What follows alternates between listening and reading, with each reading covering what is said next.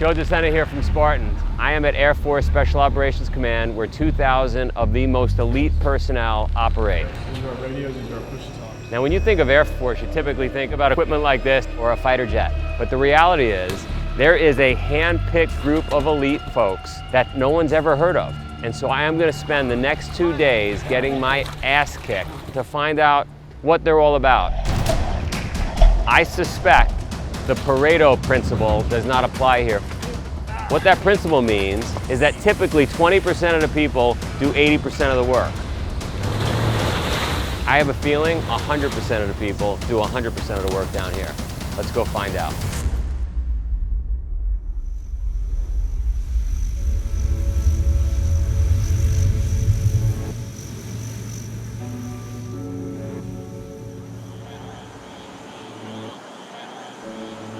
Well, I am here. I am at Special Tactics Training Squadron, basically Air Force Special Operations. And let's face it, Spartan was the original military. And modern day military all around the world draws its essence from what Spartans created. I'm gonna be 50 this year, and I wanna know if when I was 20, 30 years ago, could I have come here and passed the test? Let's find out.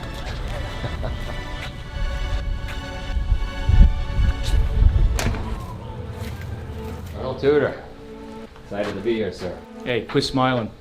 Here's your kit. Go report to the chief. Get ready to get it on. Got it. Follow me. We are recruiting for the Air Force's most elite communities. We're looking for the right humans to go do the most challenging jobs in the Air Force. When we say air power, it's not just bombs, it's the ability to support anyone at any time in any place in the most unique and creative ways possible, and ultimately to save lives. We're basically solutioneers. We solve problems across the full spectrum of conflict and crisis. Whether it's access, and being access, we can go out and do surveys, we can do reconnaissance, gathering intelligence, and those type of things, to a strike package where we're actually dropping bombs, doing direct action on targets. We're about 2,000 people strong. About a third of that is actually our combat mission support. 2,000 men and women strong. How many apply to become a member of that team? It will vary. So like on the officer side, we will usually have about 60 to 70 that we actually bring in for selection. And in front of that, you probably have about 150 to 200 that will apply. Like how many months before I get here? Was it about a year and a half now? Year and a half. So they're in their 5th week of a 5-week program. They're getting ready to graduate and go to dive school. After that, they'll go to military free fall where they do all the high altitude stuff. And then they'll continue to go through about a year, a little over a year training here where we kind of crawl, walk, run. Well, about the last 6 months here, they're running, sprinting. Because the next thing they do is they go to their squadron and they deploy. So there's guys that will go to their squadron and within 60 days they'll deploy depending on what cycle they're in. So we try to get them as close to that as we can get them. So do we think it's safe, since I haven't done that year and a half, that you're just throwing me in the water? I think it is absolutely safe because you've got the right instructors with you and all the teammates out there, because it's a team. We'll look out for you as well. All right, let's do it.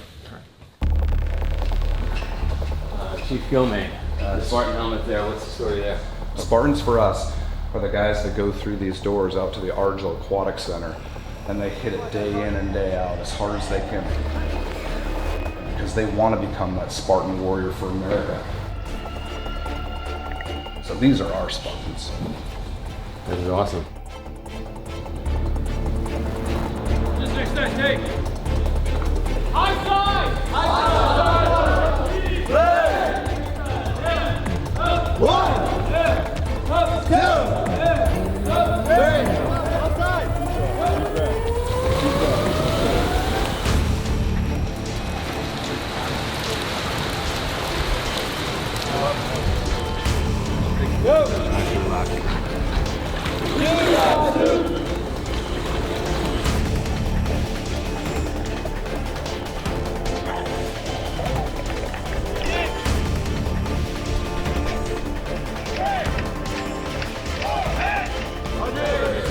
So you're starting your initiation from here, just like a yoga breathing, okay, if you've ever done anything like that. So you're gonna unlock your gut, then your chest, and that's when you go. Straight like a pencil dive.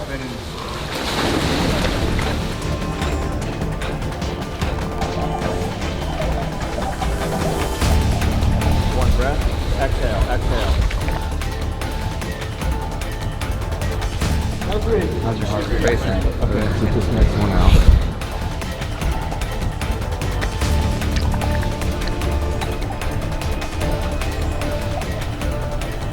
How's your heart rate? Racing. Okay.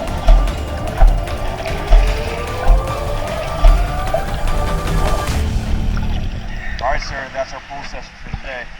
Hey, good job. You did really well for just getting that baptism by fire there. 50 years old. The students have been on their own unique training pipeline path, and once they awarded their beret, they come see us and they get their specialized training. Our instructors are teaching you from their experience what it's like to be in a deployed combat environment. All right, hit and play. Everything from your basic survival, escape, and resistance training to being qualified to jump out of an airplane, both static line and free fall.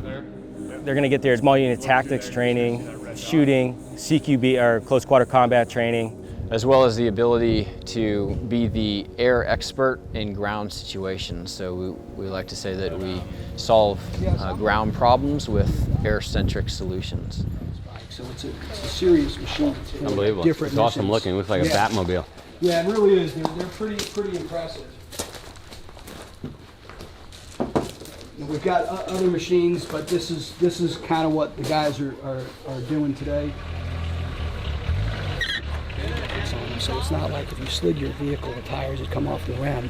These have bead locks, so if you don't do a correct procedure, you'd have a high rollover because the tires are super aggressive. Sure.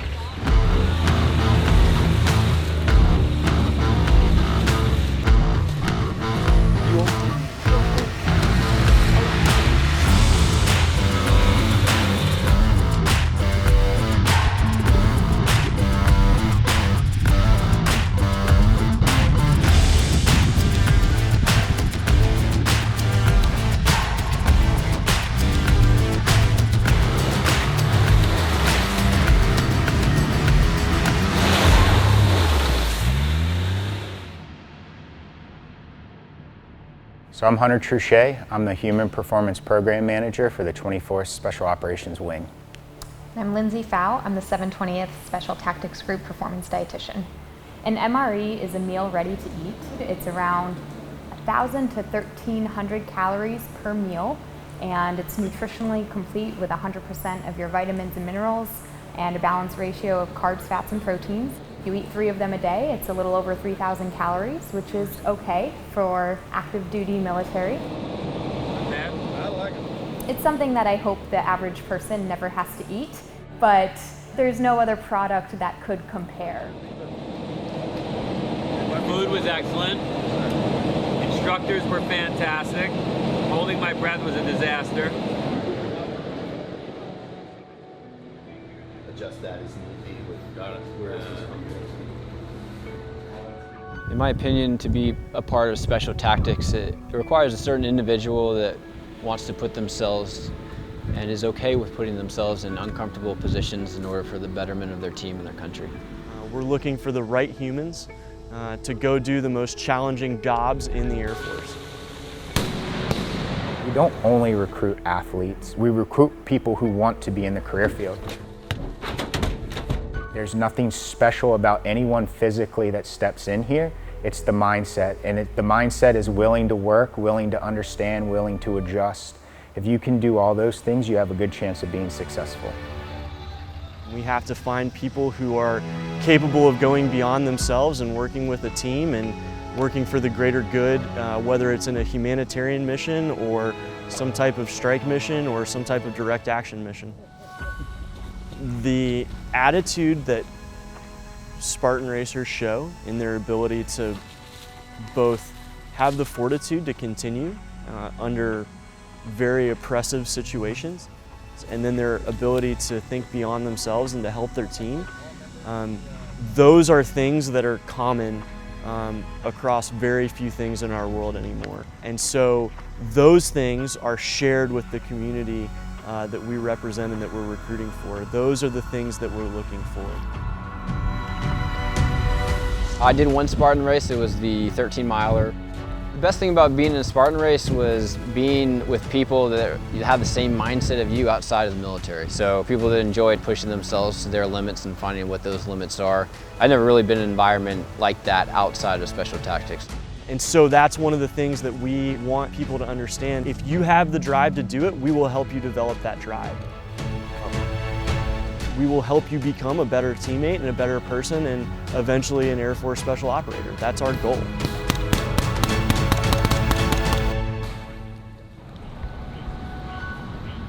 I am exhausted, and I'm halfway through this thing, and I have to say it's a lot harder than I thought it was going to be. Hopefully I'll have better results tomorrow. I know I was killed at least 7 or 8 times today. I drowned 7 or 8 times. I basically failed every test I took today. The pool just wiped me out. The mental stress in that room of trying to deal with 100 things going on at once. And then that backpack, it had to be over 100 pounds. And then all the gear and the equipment, and I had never felt how hard this was. And this goes on for over a year. I've been here 1 day. You know, you just don't think of this when you think Air Force. When you think Air Force, I'm visualizing fighter jets landing in all kinds of tight locations, right? And just the awesomeness of a jet flying over. I don't think ground operations, special operations. So to see the breadth of their skills and the breadth of their knowledge is awesome. The final thought is I get to sleep in a bed, and they are all sleeping with red ants and pine needles.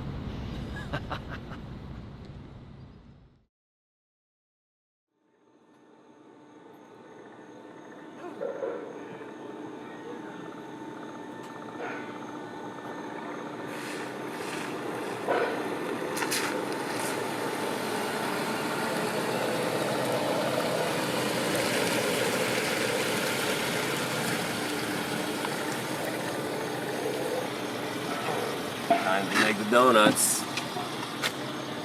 4:50 a.m. See what happens. We look at the Human Performance Program as mission support or mission enablers. Just like our radio crew, our vehicles, everyone in the squadron plays a role. Human Performance plays that role too. We really focus on the physical development and sustainment of the operator.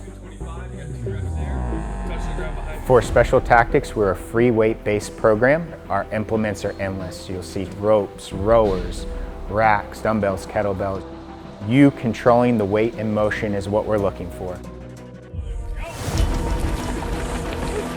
It's the sum of our staff doing that work that helps make those guys successful in executing the mission and what they're required to do.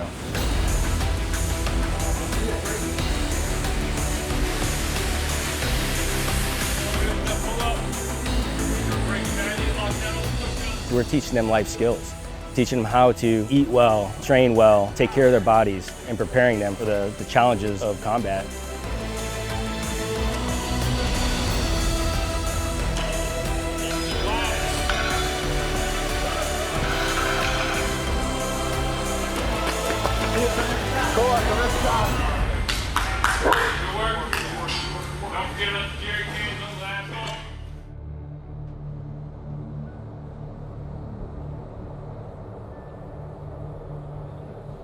So what did you think about the initial immersion? No, it was hard. It was hard, but the thing that really I come away with is the drive. You know, the last 48 hours, they've just been fired up the whole time, and I don't see that in industry. I've been in business for 40-something years. You typically have like an 80-20 rule. 20% of the people are fired up. Here it's like a 100% rule. You guys have the real deal because they gave me a backpack yesterday on top of like 45 pieces of equipment. I had the antenna in my eye. I mean, it was impossible to deal with. And then they said, all right, sit down and take off your ruck. And I took it off. I couldn't get it back on. And then when I got it on, I was turtled. I couldn't get up. So So it's one thing to do an endurance race with a fanny pack and some water. It's another thing to have life-saving equipment strapped all over your body. That's their entry fee into a lifestyle for the rest of their career. Sure. And now to maintain all of those standards long term is even harder. And are there tests post graduation? So they'll maintain a combat readiness status throughout the rest of their career. So they'll do additional physical fitness tests. They'll do actually tests on their actual applications of what they do, whether they're a rescue specialist, a direct action strike specialist, etc. Yeah. So they'll have tests that will evaluate them to make sure that they're combat ready, so that they can actually employ into the battle space. I definitely would not be that person. I wouldn't make it. All right. Well, thanks for having me. No, it's been a blessing to have you here. We're very grateful that you and the team came out. A lot of people don't know who we are, so try to maintain that quiet professional image. So we're very grateful that you were able to take some time and come down to get to know kind of who we are, what we do, and just get a glimpse into what you think of a Spartan race is, and then what we look as a Spartan lifestyle. I'm going to send all my enemies here. Torture them. Thank you. Thank you very much. Yeah.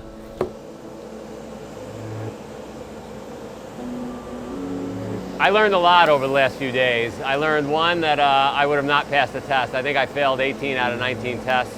But two, I did not know that this special unit, which is not very well known, has been deployed continuously without break since 9/11. I don't think you see many people that are proficient in the air, proficient in the water, proficient on land. This elite group is so versatile and skilled, they could jump in anytime, anywhere with their joint brothers and sisters and bring the big guns, the air power. It's an amazing mission that these guys do, and just happy to be able to support them in doing that. Whether or not you believe in war or the military, this is a job that has to be done. And there are people out there that are sacrificing themselves and their families to do a job that has to be done no matter what. So I just want to support those people. If you're looking for a purpose, this is no nobler cause to put yourself in harm's way to protect America's freedoms and their security. The young folks that come out and do Spartan races by the hundreds of thousands that are looking for purpose and trying to find their true north in life, I think should look here. I think they are well suited to really shine in an environment like this. If you're out and you're living that Spartan life, well, that's the ethos here. As a matter of fact, I see Spartan helmets everywhere I look. I mean, they live and breathe exactly what we love. So, shit, I wish I knew about this unit when I was 18 years old. What more can I say? I'm incredibly impressed with what I saw over the last 2 days, and I might stay. I like it. Good afternoon, everyone. I'm Major Heath Kearns, and I'm the commander of Air Force Special Operations Recruiting Squadron. So it's our task to find every future warrior that will enter into Air Force Special Operations. Well, obviously, Joe is no stranger to arduous paths. So we wanted to invite him out to experience what our path is like. So we brought him out. We just about drowned him. We ran him. We marched him. Almost worked him into the ground, and then we gave him a mission to accomplish with some of our guys in training. I just want to say I failed 18 of the 19 obstacles they put me through. So I do not deserve this patch. You walked alongside us, you sweat alongside us, and you know a little bit of what it takes to become Air Force Special Operations. And in our tribe, nothing is given, everything is earned, and it's usually earned with pain. So you get a little punch with it. Make matters worse, I gotta get punched now. Give him a good one. And it punched so hard it stuck to my shirt.